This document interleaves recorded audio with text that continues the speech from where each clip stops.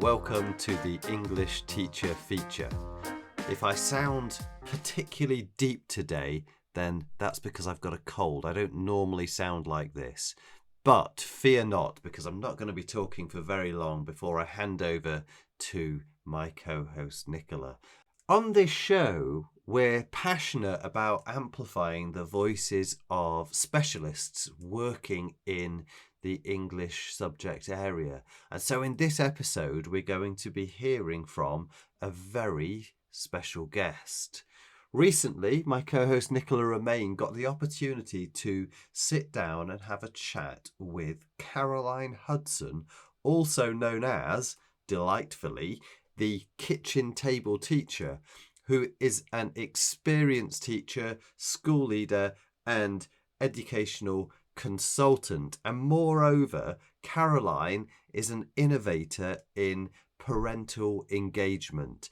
And that is the main theme of the following conversation: the relationship between home and the classroom, and how in our schools we might seek to address the issue of parents and carers supporting the work of teachers.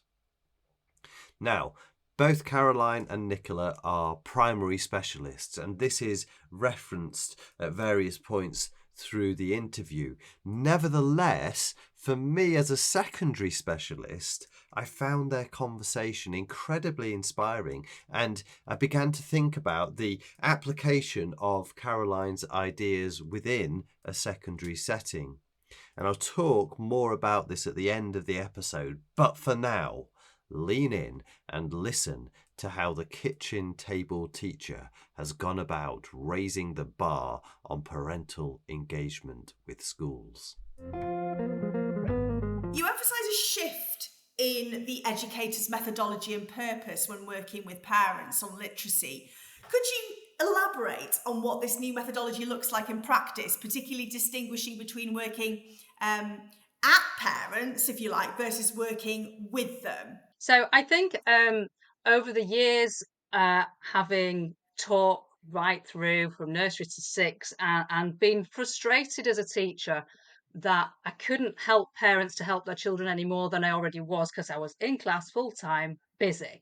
Parents were coming to me wanting help, but there was very limited opportunity to give them sort of real, sustainable, genuine help. And I felt that there was something that what we were doing really was just addressing symptoms and not addressing an actual cause in terms of how and why we could get parents to engage better with the learning process, with um, with what their children were bringing home, but also with just the whole process of school and education. And many of our parents haven't been in school since they were in school, so how would they, unless that was your job, like it's my job, and it was hard enough for me, unless you were in that scenario, how would you know what phonics is? How would you know what a fronted adverbial is? I'm a 70s child. I would never learn what a fronted adverbial was till I had to teach it myself.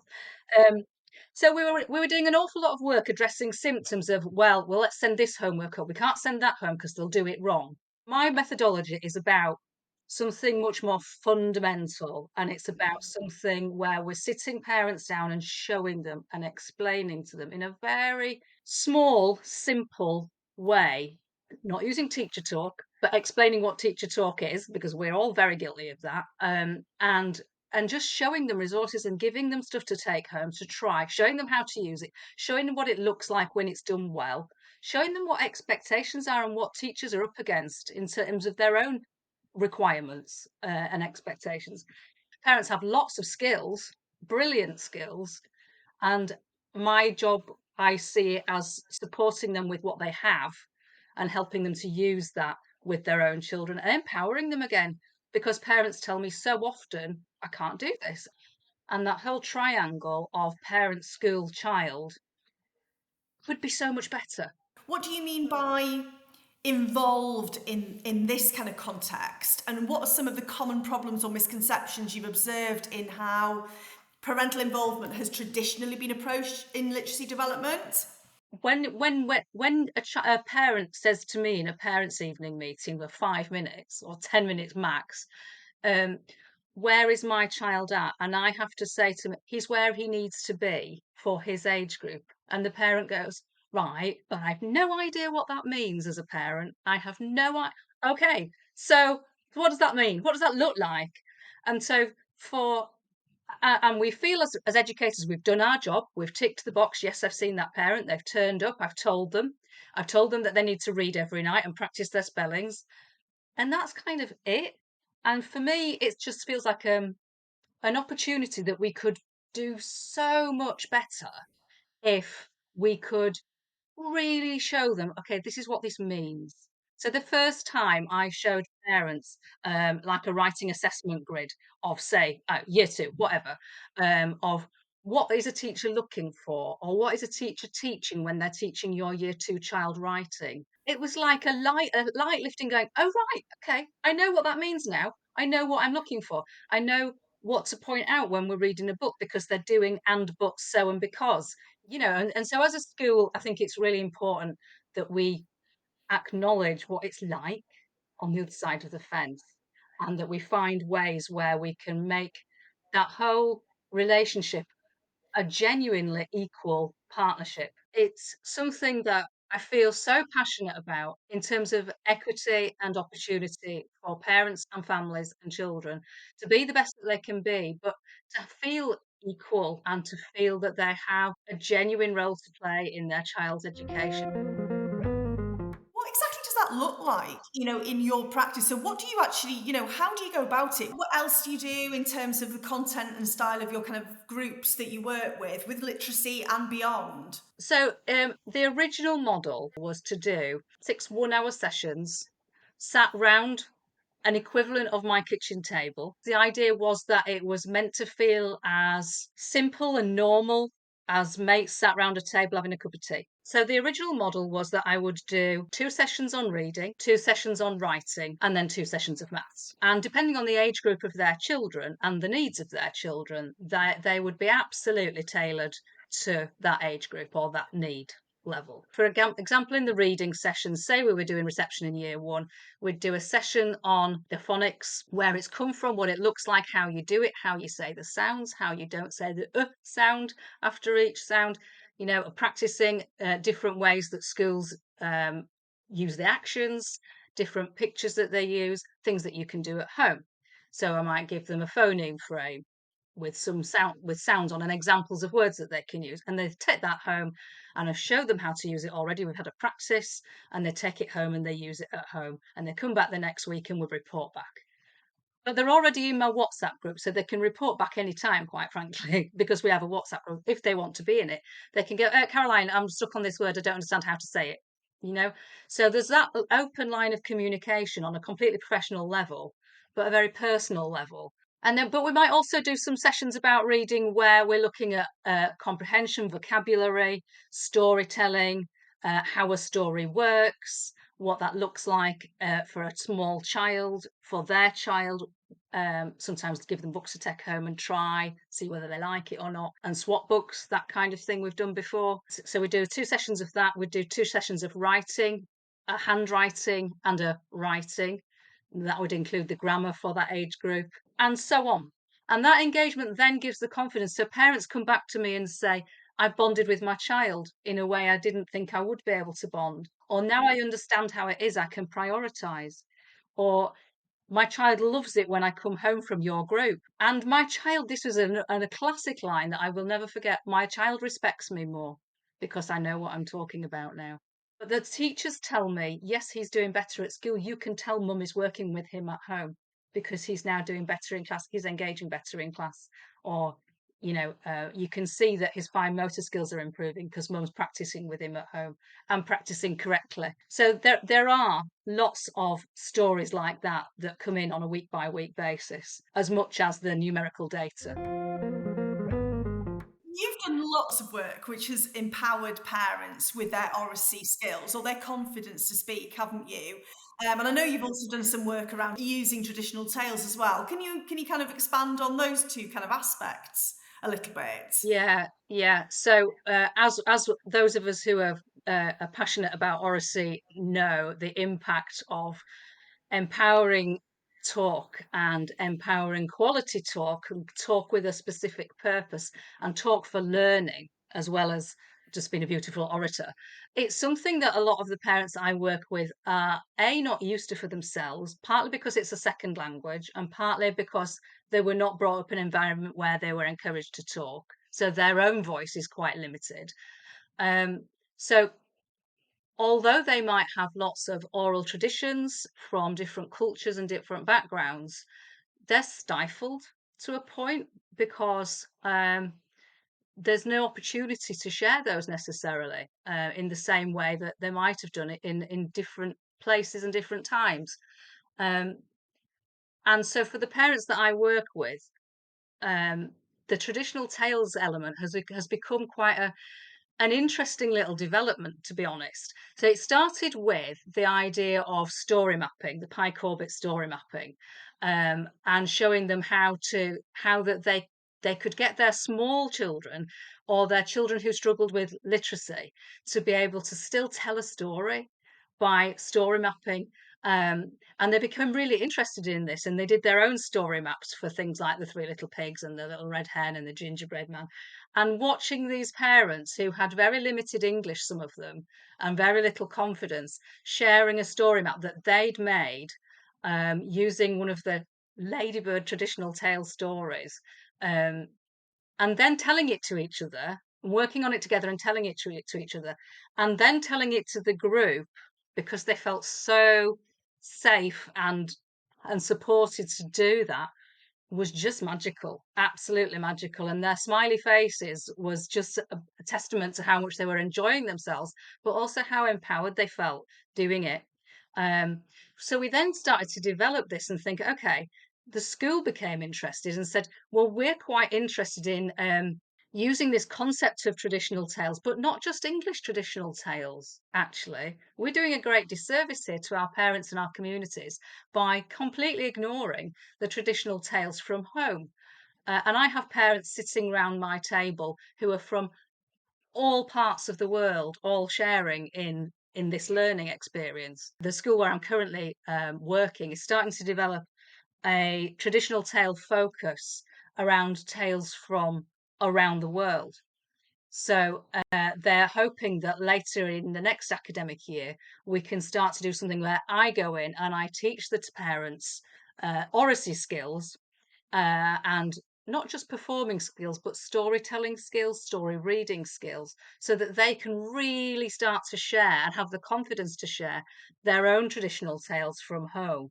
Um, and share them with their children, and that their children start to feel empowered by their roots, um, and not just sort of what they've landed into. Some of those children and families have been here for many generations, and it's still really important that we still value all of the stories and all of the cultural aspects. So my proudest moment, as we've just been discussing earlier, has been this morning at a poetry slam at school, where children from all across the classes were involved in telling a poem out loud, and they were marked on prosody and their projection, and it was various, shall we say. But my parents from my group were invited to come and share a traditional tale or a poem um, in their home language from home. So they came and they did it, and they were very nervous. One of them in particular was ringing me up last night going, Caroline, I can't do it. And I was going, I'll stand next to you, we'll practice it, it's fine. And they just did it. And for them to stand in front of their own children and 400 more, and for them to, with a microphone as well, um, for them to just do that was just so fundamentally huge, really, and a real step in their own development. And for their own children to see their mummy up there doing that was huge. So that's the kind of things that we're doing. It feels like everybody needs a Caroline Hudson, really. a champion for parents in their school. And it's that nuance, isn't it? You know, teachers, you just can't, as a teacher, there's just that barrier really. You just can't sit around a kitchen table and really kind of roll. It is different. I think having somebody like you in your kind of role is just such a, you know, such a an advantage and such a gift really for parents. But I must say though, I have learnt so much as well. And I think it's really important. And it goes back to that with not at, is that yes, I turn up with stuff, but I end up asking them questions and I end up finding out stuff that's, you know, and it's about that equal, genuine relationship, I think. So yes, I'm here with stuff for you. And there's some of them still call me teacher, which drives me nuts. And I have to keep going, well, you just call me Caroline. I'm just Caroline. And I did, but you're the teacher. And I'm like, yes, I am just here with you together. So just call me Caroline. But, you know, culturally, that's quite difficult for some parents. So we just go with the flow. Thinking back to your original group style, what Mhm. was the most significant impact you observed on both the parents and their children's literacy development? Mm. Is there anything else that kind of really kind of, you know, took your breath away and really was unexpected, you know, from when you started this work? The other thing that was a really fundamental thing that happened in a school in a really challenging part of Leeds, with parents who had had really various experience of childhood, really various experience of learning, um, and two parents who had sat on the same side of the table for quite a few weeks. They'd come very faithfully, bless them. They had come very faithfully, but they sat very much apart because they had very different experiences of life and the world and didn't feel they had anything in common. So they came to my group because they wanted to come to the group, but not for any other reason. And one week, one of the parents started talking about sleep, which often happens. So we get on about other things. Um, and struggling getting this little boy to bed and the consequences of that. And the other parent, who, bearing in mind, you know, have barely said words to each other in these groups, which is quite rare, but in this was the occasion. She started giving little tips and advice and empathizing with this other parent. Um, and they ended up having a conversation about sleep and advising each other and saying, well, you know, just let me know how you get on and we'll try this. And I just sat back and thought, this is magic. I'm just going to let you carry on. I've got nothing to contribute here. You know, and it was just, you could feel in the air something happened. You've just illustrated, I think, how it goes way beyond that kind of initial literacy or maths or educational focus, and kind of, you know, how you've evolved those groups, you know, around parental well-being and self-development and, you know, self-actualization, and so much more, and built a whole community around what you do, you know, where they can you know, really lean into each other, and how that then translates to the child's overall, you know, outcomes, and you know, and how they feel about themselves and themselves academically, and you know, everything else in school and beyond. Really, thanks, Caroline. It's really, as always, it's really great to chat with you. Thank you for the opportunity. It's great to be able to spout forth on my baby, as it were. Thanks to Caroline and to Nicola. As I said at the top of the episode, I was inspired to think about what Caroline's insights could mean for schools across the board, both primary and secondary. So even in a secondary setting, I have had numerous conversations with parents at parents' evening or over the phone in which they've asked how they can support their child with English at home. And I suppose maybe differently to parents of primary aged pupils, they're not necessarily looking for hands-on solutions, but if they can buy a textbook or keep tabs on a homework task, then they're granted a little bit of extra peace of mind.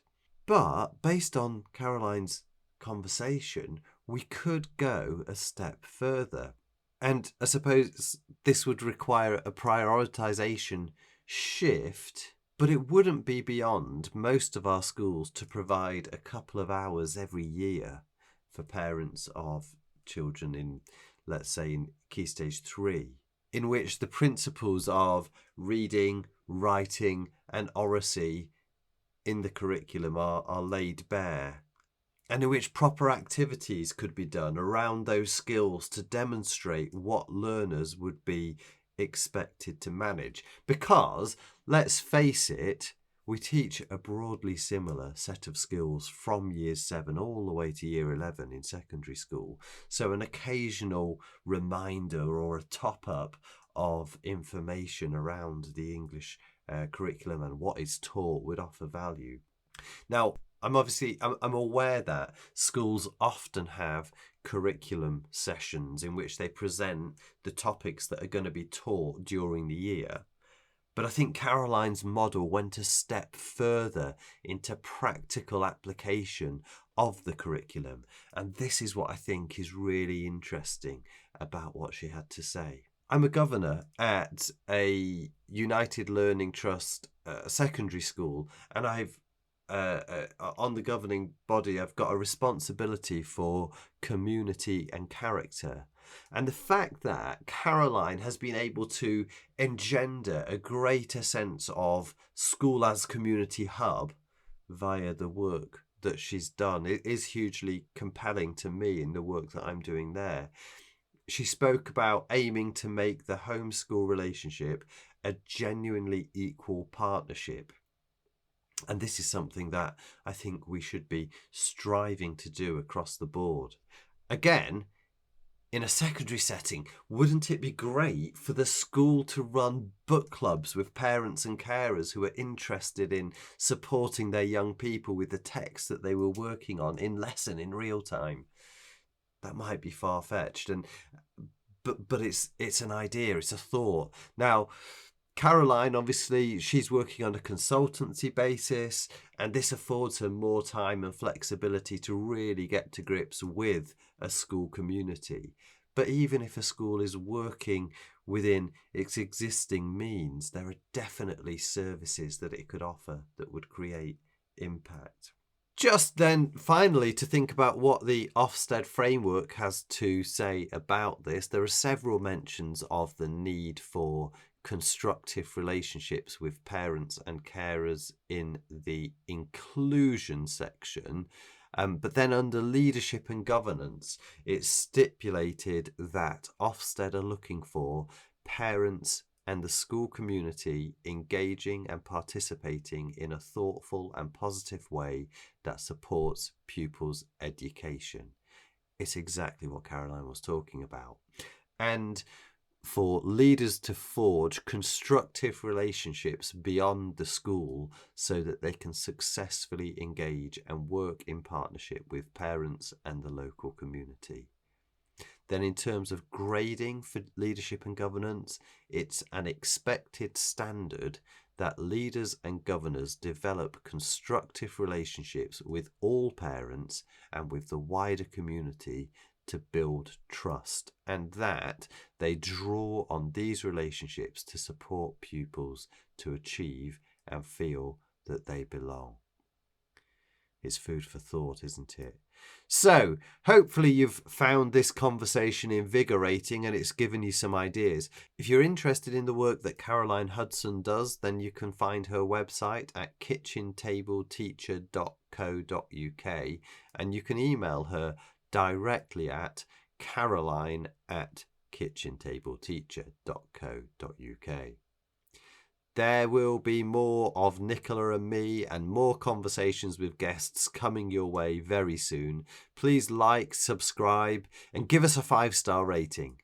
Thanks for listening, and bye for now.